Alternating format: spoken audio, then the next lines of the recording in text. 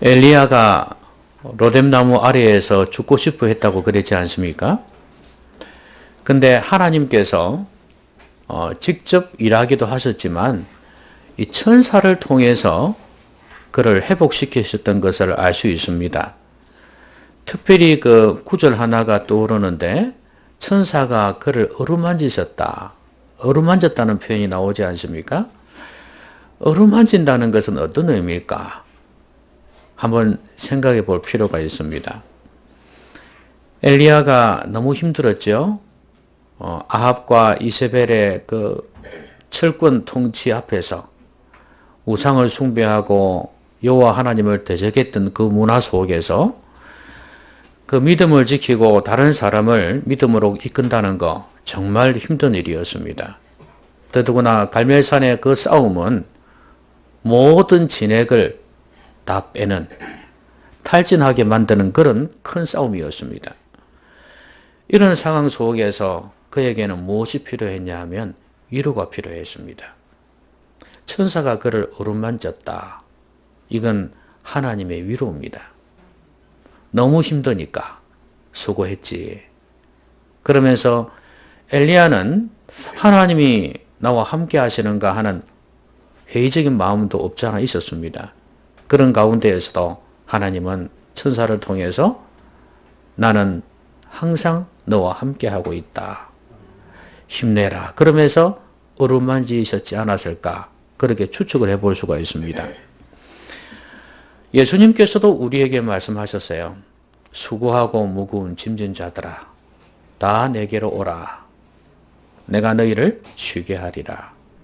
그러면 예수님께 가면 예수님이 수고하고 무거운 짐진 자들을 어떻게 하시는데요? 위로하시겠죠. 힘드니까 수고하고 있으니까 위로하시겠죠. 그리고 위로하고 난 뒤에 회복시키실 겁니다. 그런 면에서 보면 하나님은 힘들어하는 모든 자들을 위로하시는 분이라는 걸 알 수 있습니다. 힘들었다 하면 이 사람을 빼놓을 수 없잖아요. 사도 바울. 이 사도 바울만큼 힘든 사람이 없었습니다.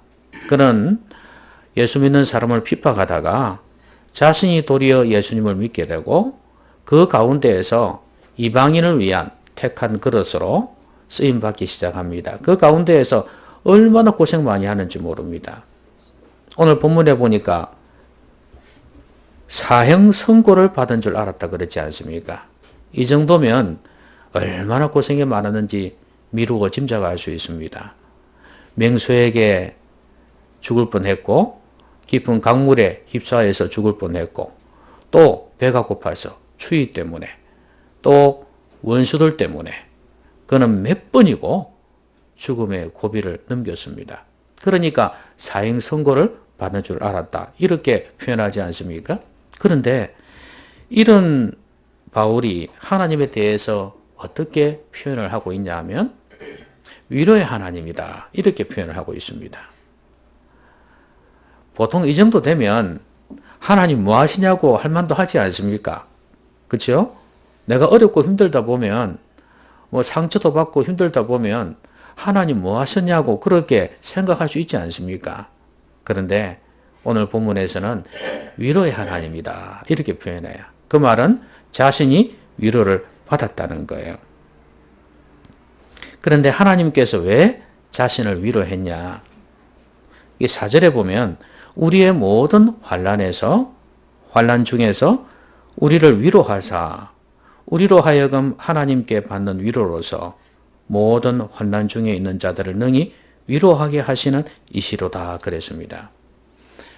자신이 이렇게 위로를 받았고 그래서 자신처럼 위로가 필요한 자에게 가서 위로를 하게 하기 위해서 이렇게 하셨다고 고백을 하고 있습니다.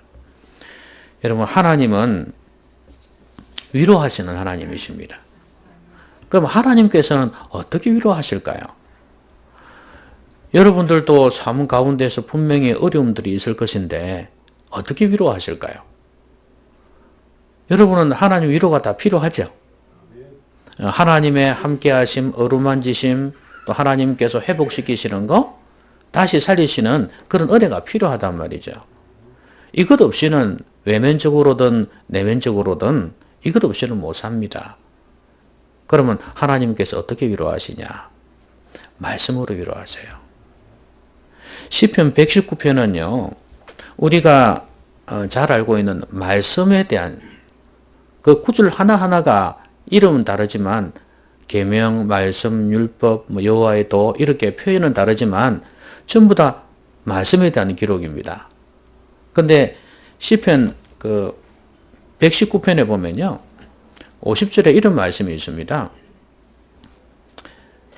한번 읽어볼까요? 화면에 떴죠? 자, 한번 읽어봅시다. 시작.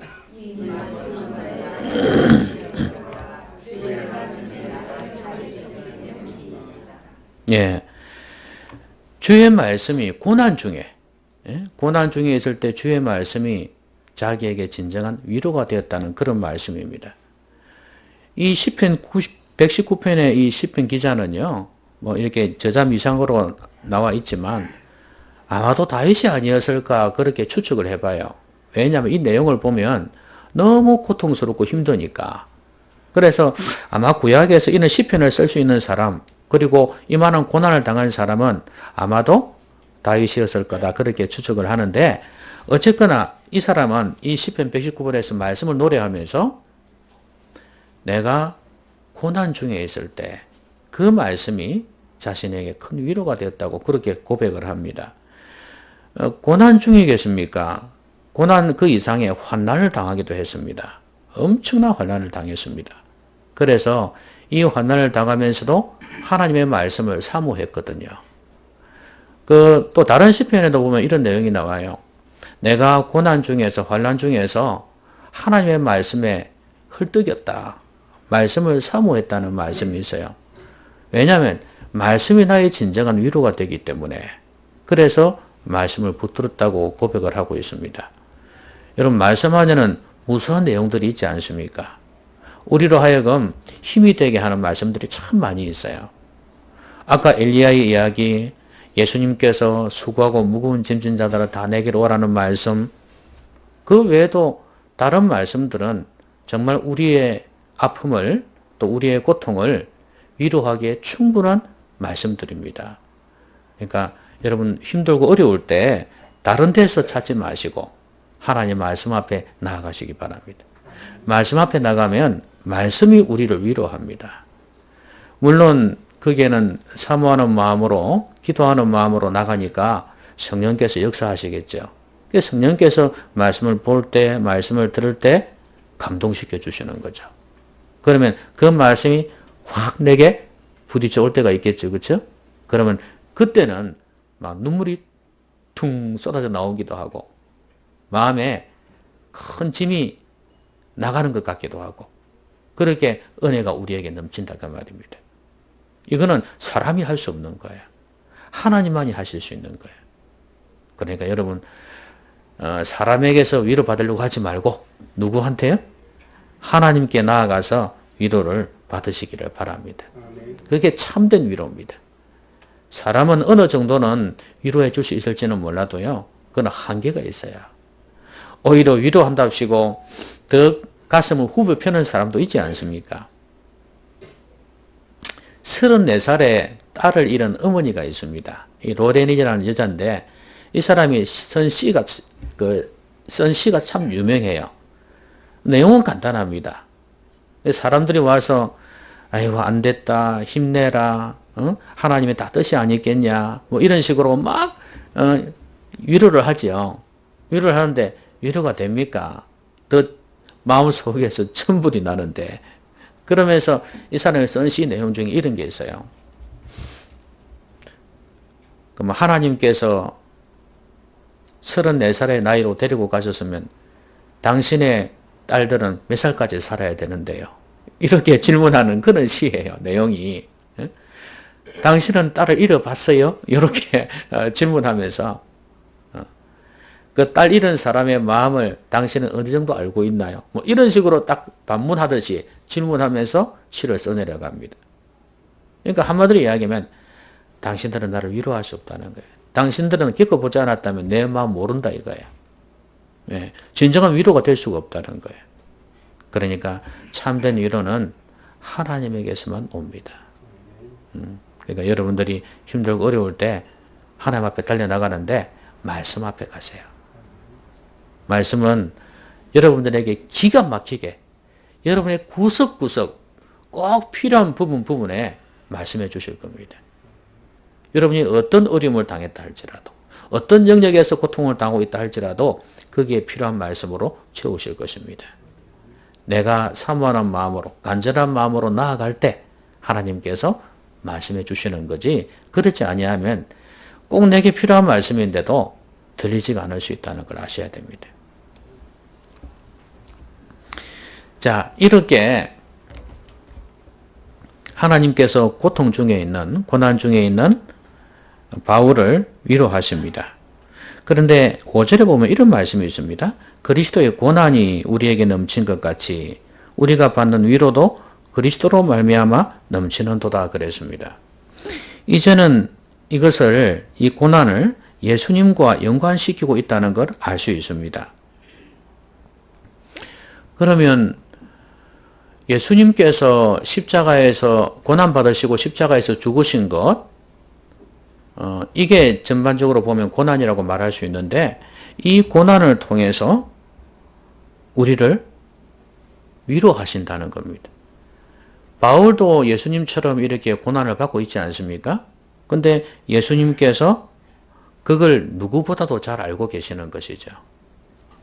그래서 바울을 능히 위로하시고 자신도 위로를 받아 고난당하는 사람을 위로할 수 있다고 이렇게 말씀을 합니다.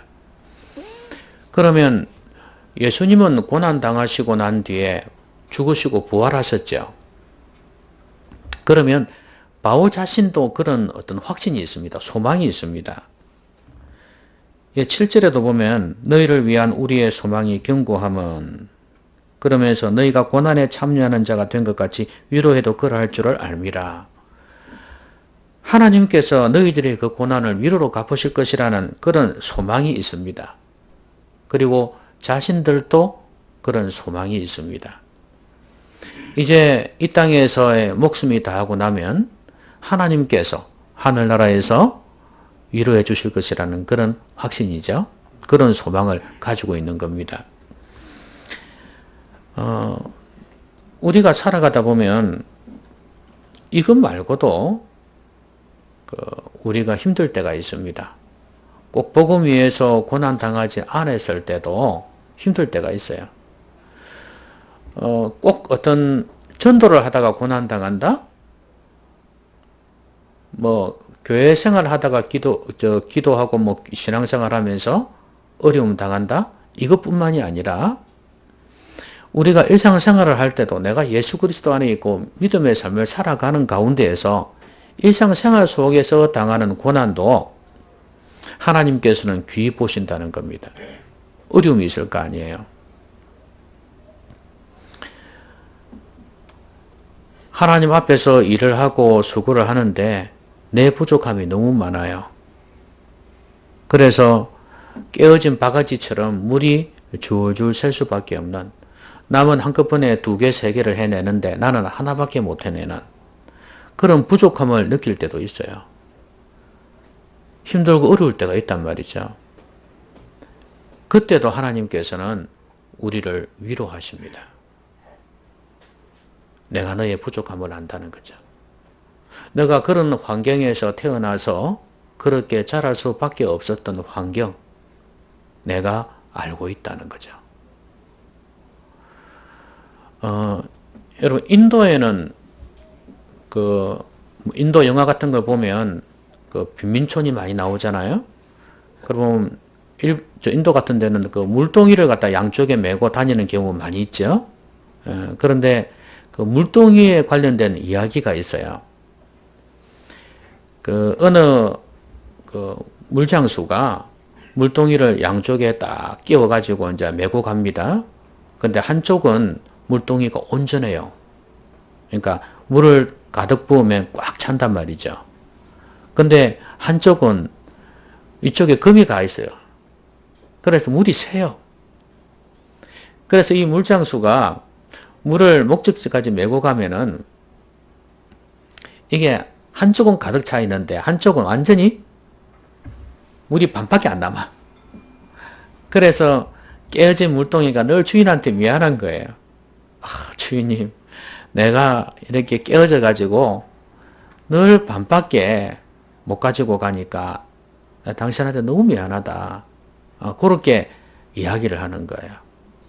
그래서 이놈은 늘 이렇게 마음의 부족함, 열등감, 또 혹은 죄책감 이런 걸 가지고 살아갔어요. 그렇게 늘 반밖에 못 실어오니까 다 흘려버리니까. 근데 그때 이 물동이 주인이 하는 말 참 의미심장한 말이 있습니다. 이 사람은 그 물을 이제 어느 집에도 정기적으로 날라주는데 물을 나를 때 그 길 가쪽에다가 꽃씨를 심어 놓은 거예요. 꽃씨를. 그 원래 물을 받아 먹는 그 주인이 있을 거 아닙니까? 그 사람 그 집 앞쪽으로 해서 꽃씨를 딱 심어 놓는 거예요. 심어 놓고 이 사람이 그 물이 흐르는 쪽 있지 않습니까? 그쪽에다 꽃씨를 심어 놓은 거예요. 갈 때 물이 흐를 때 그때 물이 착착 흘러가면서 가는 거죠. 그 이제 이 물동이한테 깨진 물동이한테 이야기하는 거예요. 나는 너가 그런 줄 알고 있다. 그럴 줄 알고 나는 내 나름대로 대비를 했다. 절대 미안할 필요가 없다 이거예요. 나는 네가 물 흘리는 그쪽에다가 그 꽃씨를 심어가지고 물이 촉촉이 적셔지고 뿌려지면 그놈들이 자라서 꽃을 피우지 않습니까? 그래서 내가 그 꽃을 꺾어다가 그 집 주인한테 갖다 주었다. 너도 알다시피 가보면 그 주인 집에 얼마나 예쁜 꽃이 장식이 되어 있더나. 응? 내가 그거 생각하고 그렇게 했단다. 너는 진짜 중요한 일을 한 거야. 왜 그것 때문에 힘들어하고 열등감을 가지고 있니? 이런 이야기를 하는 거예요. 그러니까 이 깨진 물동이가 눈물을 줄줄 흘리면서 가래도 물이 새는데 그렇게 했다는 우화 같은 이야기예요. 여러분, 하나님께서는 우리의 부족함을 알고 있단 말이죠. 하나님께서 그에 맞추어서 일을 해 가신다는 거예요. 우리가 더 귀한 일을 할 수 있도록. 여러분, 이 물동이한테는 얼마나 큰 위로가 되겠습니까? 깨진 물동이한테는 엄청난 위로가 될 거예요. 아, 그래도 내가 한 일이 있었구나. 내가 귀한 일을 했구나.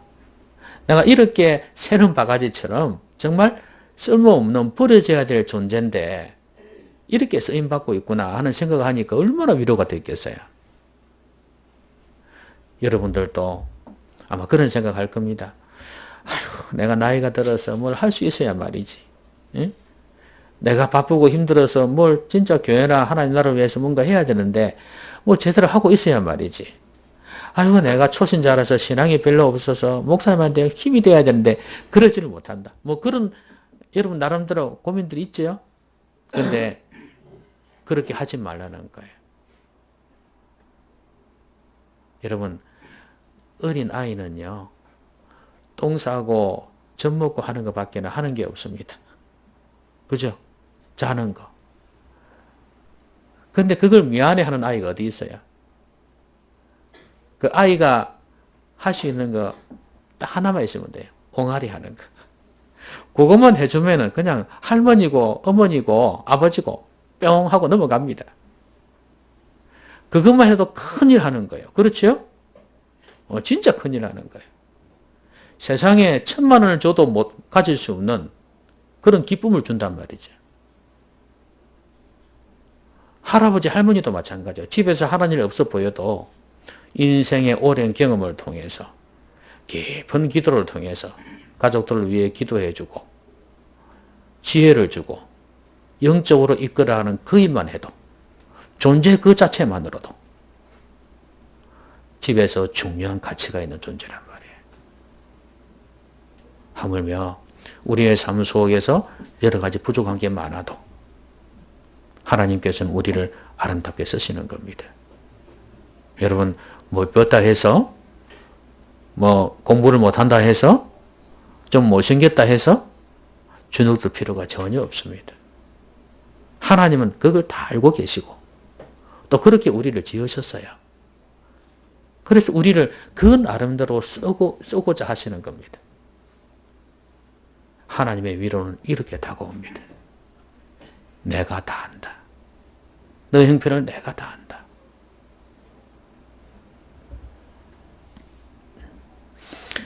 아까 예수 그리스도의 권한이 자기에게 넘쳐났는데 바울이 자신도 그런 고난을 많이 당했지 않습니까? 그러면 이제 진정한 위로는 어떤 게 위로냐? 고난 당하고 힘들 때 예수님이 위로가 안 되겠어요, 그렇죠? 왜냐하면 내가 힘들고 어려울 때 예수님도 이렇게 어려움 당했는데 생각하면은요 위로가 되죠, 그렇죠? 만약에 예수님이 그러지 않았더라면 뭐 스가모니처럼 그렇게 죽었다면 아마 위로가 안 됐을 겁니다. 근데 예수님이 복음 위해서 다른 영혼을 위해서 그렇게 죽으셨기 때문에 그게 복음 아니겠어요? 그래서 큰 힘이 되었을 겁니다. 그리고 예수님의 십자가의 죽으심은요 우리에게 정말 큰 위로가 되는 게 뭐냐 하면 죄 문제예요. 이사야서에 보면 이런 말씀이 나옵니다. 이사야 선지자에게 하나님께서 하시는 말씀이 너는 내 백성을 위로하라 위로하라 하는 말씀이 나와요. 40장 1절에 나와요. 그러면 거기에서 이스라엘 백성을 왜 위로하라 그랬냐? 그거는 이제 하나님의 심판의 때가 다 지나고 너희들에게 죄를 묻지 않고 용서해 주신다는 거예요. 그 내용이 뒤에 쭉 나와 있어요. 한마디로 하면 사죄의 복음이에요. 이제 너희들의 죄는 끝났다는 겁니다. 이제는 더 이상 죄를 묻지 않겠다는 거예요. 이게 뭡니까? 복음 아니겠습니까? 복음이란 게 기쁜 소식인데 우리 죄인들에게는 그렇잖아요. 죄를 묻지 않겠다는 거예요. 죄를 용서하시겠다는 거예요. 이것만큼 큰 위로가 없습니다. 여러분 진정한 위로는 뭐냐면 복음이에요. 복음. 복음이 우리를 위로합니다. 여러분 죄인이 죄책감을 가지고 하나님 앞에서 늘 부족함을 가지고 죽고 난 뒤에 어떤 인생에 대해서도 고민하고 이러는데 그 사람에게 있어서 진정한 위로가 뭐겠습니까? 너의 죄는 없다 이거예요. 이것만큼 큰 위로가 없습니다. 박근혜 대통령이 이제 감옥에 들어갈지 말지 헌재에서 다른 거는 혐의가 없다고 이야기를 했고 그 다음에 최순실의 부에 여러 가지로 권력을 사용했다. 당신이 돈 챙긴 건 아니지만 그랬다는 그 죄만 지금 적용시켰단 말이죠. 그럼 이제 다른 걸 검찰이 어떻게 하겠냐? 잘 하지는 않겠지만 그래도 혹시라도 두려워할 수 있습니다. 검찰에 끌려나가고 수사를 받고 조사를 받고 또 구속해가지고 조사를 할 수도 있고 그러면 그 뒤에는 재판 나가지고 감옥에 들어갈 수도 있어요. 그렇죠?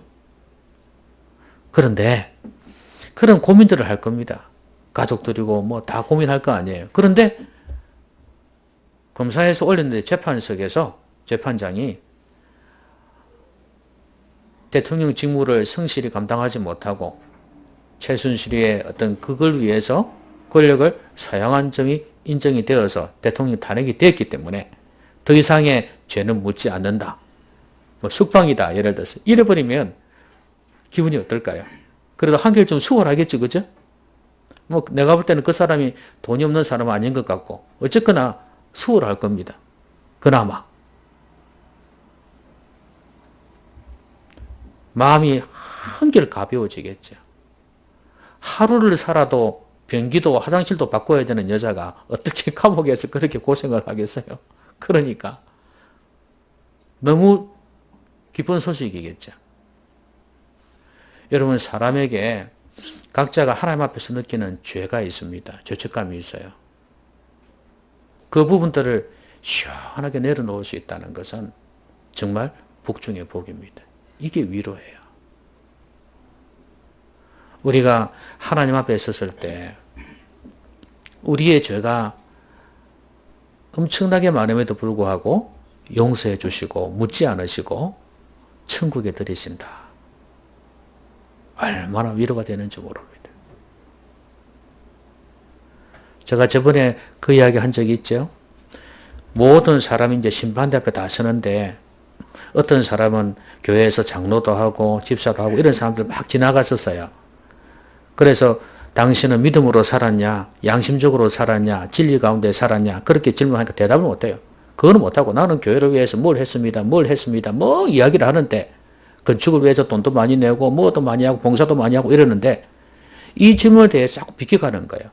대답을 못하는 거예요. 그때는 거짓말 할 수 없으니까. 전부 다 너는 이쪽으로 가라, 지옥으로 가라 다 그리 돼요. 그런데 한 여자가 사형수입니다. 이 사형수가 딱 끌려 나왔습니다. 고개를 푹 숙이고 있어요. 예? 그게 연극입니다. 연극에서 나오는 건데 이 파란색 수의를 다 입고 나왔어요. 여자가. 고개를 푹 숙이고 있는데 그대는 믿음으로 살았는가? 양심적으로 살았는가? 진리 가운데 살았는가? 질문을 합니다. 질문하는데도 대답을 못하는 거예요. 왜냐하면 자기가 사람을 죽였거든요. 장녀였어요. 장녀, 율랑녀. 하도 포주가 괴롭히고 힘들게 해가지고 결국엔 그걸 견딜 수가 없어 죽여버린 거예요. 그래가지고 감옥에 들어갔습니다. 감옥에서 이 사람이 예수님 믿게 된 거예요. 이런 또 여자들에게 복음 전하는 사람이 있지 않습니까? 예수님 믿게 된 거예요. 진짜 자기의 죄를 뉘우치고 예수 믿었어요. 그러니까 이 여자가 아무 말도 못하는 거예요. 그때 옆에서 예수님이 딱 나타납니다. 아버지, 이 여인은 엄청난 죄를 지었습니다. 사람을 죽였습니다. 하지만 감옥에서 예수님 믿고 나를 믿고 인정을 하고 자신의 죄를 자백하고 믿음으로 살게 되었습니다. 그러니까 이제 이 변호하는 거죠, 예수님이. 그래서 이 여인은 지옥에 가면 안 됩니다. 그러는 거예요. 그 아버지가 뭐라 그러냐면 그래, 아들 뜻대로 하거라. 이 여자가 너를 믿고 죄 용서를 받았으니 내가 어떻게 할 수가 없다. 그러면서 너는 이쪽으로 들어가라. 그러는 거예요. 여자가 엉엉 우는 거죠. 여러분, 그게 위로입니다. 지옥에 가야 될 백성이 모든 죄를 끌어안고 지옥 가야 될 백성이 천국 갈 수 있게 된 것. 이것만큼 위로가 없는 겁니다. 여러분 한번 나중에 죽어보시면 알 겁니다. 죽어보시면 그때가 얼마나 큰 위로가 되는지 알 겁니다. 그때는요, 이 세상의 부고 권력이고 아무 소용없어요. 그때는. 예. 복음이야말로 진정한 위로입니다. 여러분, 우리가 하나님 앞에서 이런 위로를 받았지 않습니까? 그렇죠? 그럼 복음을 전해서 다른 사람을 위로해야 합니다. 여러분, 보아스와 룻 이야기 아시죠? 룻이라는 여자는 모압의 여자 아닙니까? 그래서 이 나오미, 엘리멜렉 이 두 사람이 부부인데 흉년이 나가지고요. 그 모압 땅으로 피난을 갔어요. 거기는 좀 흉년이 안 들어가지고 살만했던 모양입니다. 그런데 이 나오미라는 여자에게는 아들이 두 명이 있었습니다. 기론과 말론이라는 아들 두 명이 있었거든요. 근데 이제 네 명이 도란도란 잘 살고 있었어요. 그런데 갑자기 아버지가 죽어버린 거예요. 가세가 기울었죠. 그래서 이제 이 어머니가 아들 두 명을 결혼을 시켜야 되겠다 마음먹은 거예요. 그래서 그 모압 여자 두 명하고 결혼을 시킨 거예요. 예? 한 명은 그 오르바, 한 명은 룻. 이렇게 두 사람을 하고 결혼을 시켰는데, 아니, 조금 있다가 또 이 아들 두 명도 죽어버리네? 참, 나오미의 가슴이 무너질 것 같지 않습니까? 그런데, 여자 세 명만 남았습니다. 그래서 이제는 나오미가 안 되겠다. 고향으로 돌아가야 되겠다. 하나님 계신, 고향으로 돌아가야 되겠다. 이래가지고, 돌아오려고 할 때 이제 룻하고 오르바 보고, 너희들은 재가를 해라. 우리 집에 가봤자 뭐 너무 가난하고 재산도 없고 도저히 안 된다. 가라. 이래 된 거야. 그런데 룻은 어머니의 하나님이 나의 하나님이다. 내가 하나님을 떠나면 어머니를 떠나면 내가 죽을 줄 안다. 이러면서 따라 붙었단 말이죠. 이 여자가 이 시집생활하면서 믿음이 생긴 것 같아요. 그게 돌아왔거든요. 근데요, 오니까 진짜 형편없이 가난합니다. 그래서 남의 집 밭에 그 이삭 줍는 그런 일들을 했어요. 그래갖고 먹고 살고 그랬습니다. 근데요, 이때 백마를 타고 온 남자가 있었습니다. 누굽니까? 보아스. 보아스가 보았어요. 예? 보아스가 보았어. 누구를 봤어요? 룻을 봤어요. 근데 룻을 보니까 그 대화를 하는 장면을 보면요, 다 이렇게 이야기를 해요. 내가 그대의 이야기를 들었노라 이거야. 그 늙은 시어머니를 모시고 하나님을 향한 믿음을 가지고 이곳에 온 걸 내가 들어서 알고 있다 그랬어요. 근데 그 학자들의 이야기에 따르면 이 남자도 결혼을 안 한 것으로 알고 있습니다. 근데 여러분 중요한 건 보아스의 어머니가 누군지 아세요? 기생 라합입니다. 여러분, 기생 라합은 이스라엘 민족이 아니죠. 이방 여자입니다. 여리고성의 이방 여자예요. 그것도 기생입니다. 이렇거나 저렇거나 이렇게 들어왔지 않습니까? 들어왔는데 이제 이스라엘 백성하고 결혼하지 않겠어요, 그렇죠? 결혼했는데 근데 얼마나 사람들이 공격을 했겠습니까? 그리고 그 아이로 태어난 보아스 역시 많이 힘들었을 거예요. 이런 기생했던 여자의 그 아들한테 누가 여자를 주려 하겠습니까? 며느리로. 딸을 주려고 하질 않는단 말이에요. 아마 이 상처가 엄청나게 컸다고 볼 수 있습니다. 그래서 이 상처를 안고 있는 이 보아스는 이방 여자 룻에 대해서 마음이 각별했던 겁니다. 그래서 이 여자를 안을 수 있었던 거예요. 나중에 결혼하지 않습니까? 그 자손을 통해서 이새가 나오고 그 다음에 다윗이 나오고 그 다음에 예수님이 나오는 거예요. 여러분, 누가 위로할 수 있어요? 자신이 그걸 겪어봤기 때문에 그 아픔을 겪었고 그 가운데에서 하나님의 위로를 받았기 때문에 그래서 이 동일한 아픔을 가진 이 여인을 품을 수가 있었던 거예요. 여러분, 우리가 힘들고 어려울 때 예수 그리스도를 믿어서 죄에서도 자유함을 얻고 삶의 여러 가지 어려움 가운데에서도 도움을 받고 위로를 받지 않습니까?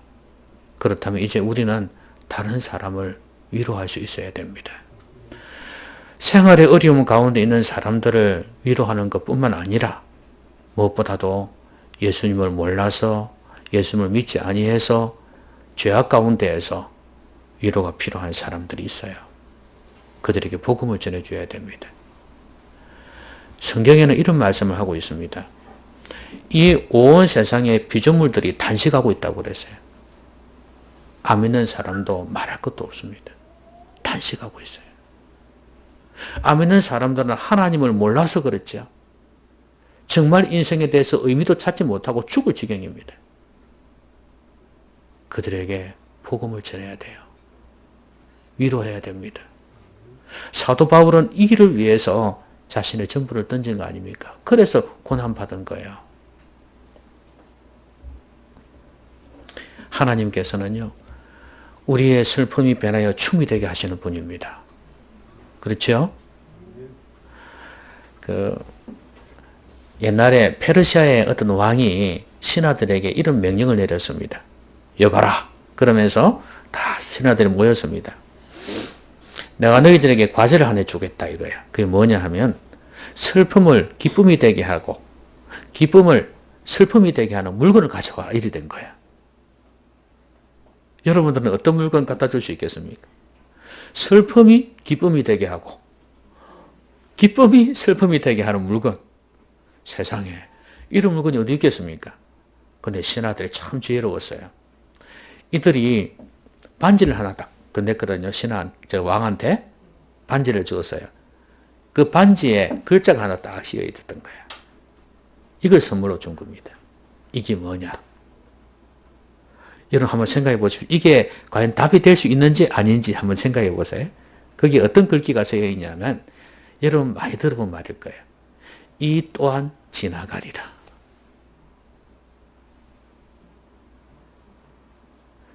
슬픔이 기쁨이 될 수 있고 기쁨이 슬픔이 될 수 있는 물건.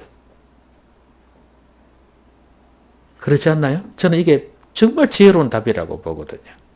이 또한 지나가리라. 왜냐하면 슬퍼할 때, 힘들어할 때 이것도 언젠간 지나갈 거다. 그러니까 위로가 되죠. 예. 그리고 반대로 너무 좋아하는 거예요. 좋은 일이 생긴 거예요. 그런데 교만하지 말라고. 이것 또한 지나가리라. 아, 너무 멋있는 말이에요. 그래 참 지혜롭다는 생각이 들어요. 여러분, 그건 이제 그 말은 좋은 말이긴 하지만 어떤 사람이 될 수도 있고 안 될 수도 있잖아요. 그런데 슬픔이 기쁨이 되게 만드는 그분은 우리 하나님밖에 없어요. 슬픔이 변하여 춤이 되게 하신다. 기쁨으로 띠띠우신다. 우리 하나님은 우리의 모든 아픔, 괴로움들을 다 알고 계십니다. 우리 하나님은 능력 있는 분이십니다. 진실하신 분이에요. 얼마든지 이것을 치유하시고 회복시키실 수 있는 분이에요. 말씀 뵙겠습니다. 하나님께서는 힘든 자들을 위로하십니다. 복음 위해서 수고하고 헌신하는 가운데에서도 바울처럼 이런 사람들을 위로하기도 하시지만 예수님 믿고 이 땅에서 믿음으로 살고자 하면서 어려움 당한 우리 모든 성도들의 아픔을 알고 계십니다.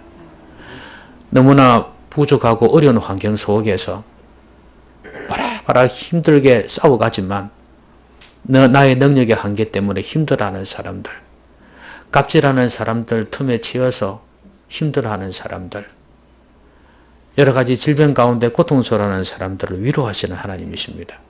무엇을 통해서? 말씀을 통해서. 여러분, 말씀은 우리에게 위로가 됩니다. 주의 말씀은 우리에게 기쁨을 주고 힘을 줘요. 능히 다시 일어서게 하는 용기를 줍니다. 여러분, 엘리야도요, 호렙산에 달려가가지고 하나님의 말씀을 받았기 때문에, 말씀을 들었기 때문에 거기에서 힘을 얻었고 사명 감당했던 거 아닙니까? 다시 일어났던 거예요. 우리도 하나님의 말씀을 통해서 새롭게 회복되기를 바랍니다. 거기에 큰 위로가 있어요. 그리고 하나님께서는 복음을 통해서 위로하십니다. 여러분 위로 받으셨죠? 복음을 통해 위로 받으셨죠? 죄악 가운데에서 정말 정신없던 우리를 죄 용서해 주셨습니다. 우리는 엄청난 위로를 받았어요. 앞으로 죄를 지어도 가슴 아파할 때도 죄를 자백하면 용서해 주십니다. 우리는 너무 큰 위로를 얻은 거예요. 이제 우리는 어떻게 해야 되겠습니까? 다른 사람을 위로해야 돼요. 다른 사람에게 복음을 전해주어서 그들이 예수 믿어서 위로받게 해줘야 되고 또 이 세상에서 힘들어하는 사람들, 여러분 가족이 될 수도 있고 여러분 주위에 같은 교인들이 될 수도 있어요.